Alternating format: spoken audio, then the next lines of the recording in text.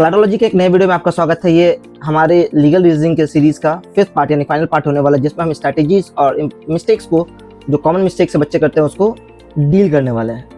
CLAT को crack करना है तो सिर्फ पढ़ाई करने से या नॉलेज रखने से नहीं चलेगा, सही स्ट्रैटेजीज फॉलो करना भी बेहद ज़रूरी है क्लैट के लिए। बहुत सारे स्टूडेंट्स हर साल बहुत सारे मिस्टेक्स करते हैं, उन्हें पता ही नहीं चीज़ें कैसे शुरू करनी है। तो जो बिगिनर स्टूडेंट है उनको सबसे पहले कॉन्सेप्ट क्लैरिटी बिल्ड करना होगा, कॉन्सेप्ट को समझना होगा, लीगल रीजनिंग में टर्म समझो, प्रिंसिपल फैक्ट एप्लीकेशन के प्रोसेस को समझो। जल्दी क्वेश्चन करने के चक्कर में बेसिक्स को स्किप नहीं करना, टाइम ले, बेसिक्स को सही से क्लियर करें, समझे। और अगर आप क्लास 12 के स्टूडेंट तो बैलेंस अप्रोच ये रहता है कि 10 से 15 क्वेश्चन रोज आप सॉल्व करें, क्वालिटी क्वेश्चन करें।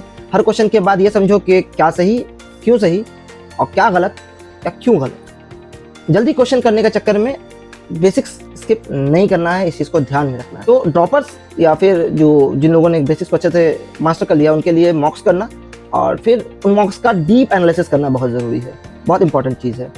सिर्फ मॉक देना काफ़ी नहीं होता, हर मॉक के बाद आपको कुछ चीज़ें करनी पड़ेंगी, जैसे कि वीक एरियाज पे फोकस करना, उनको आइडेंटिफाई करना कि चीज़ें हैं क्या, क्यों आप उसमें वीक हैं, क्या गलतियाँ आप बार बार कर रहे हैं। दूसरी चीज़ ये है।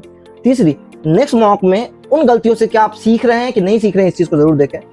तो क्लैट का फार्मूला बहुत सिंपल है, कॉन्सेप्ट्स में क्लैरिटी होनी चाहिए, उन कॉन्सेप्ट को क्लियर करके आप प्रैक्टिस करें, मॉक्स दें। उसके बाद मॉक्स देने के बाद अपनी गलतियों को एनालाइज करें, उसका एनालिसिस करें, फिर उन गलतियों को रिवाइज करें। हर चीज़ पढ़ना जरूरी नहीं है, गलतियों से सीखना जरूरी है। और फिर प्रैक्टिस, मॉक एनालिसिस और रिवीजन चलता रहेगा आपका।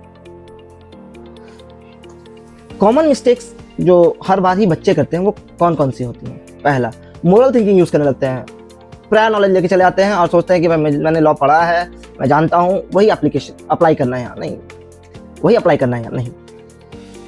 बहुत सारे वर्ड्स को इग्नोर करते हैं बच्चे, जैसे अनलेस, ओनली इफ, ऑल, सम। इन चीज़ों को इग्नोर करना ये स्टुपिडिटी है, आपको इन पे फोकस करना है, ये चीज़ें इग्नोर नहीं करनी। छोटे वर्ड्स हैं बट इनका डिफरेंस बहुत ज़्यादा क्रिएट होता है आंसर्स में।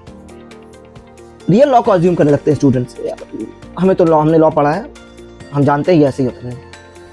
स्मॉल फैक्ट्स को मिस करना बहुत बड़ा मिस्टेक है। स्मॉल फैक्ट्स को मिस करने से आंसर बदल जाता है और उन पर फोकस करना बहुत जरूरी है। क्लैट आपकी लॉजिक को टेस्ट करता है, आपके ओपिनियंस को या प्रायर नॉलेज को नहीं। तो हमेशा लॉजिकली करेक्ट रहना बहुत जरूरी है, लॉजिक समझना बहुत जरूरी है। फॉलो करो क्लैटोलॉजी के ऐसे ही और इंटरेस्टिंग वीडियोस के लिए, अगर आपको क्लैट क्रैक करना है। Thank you.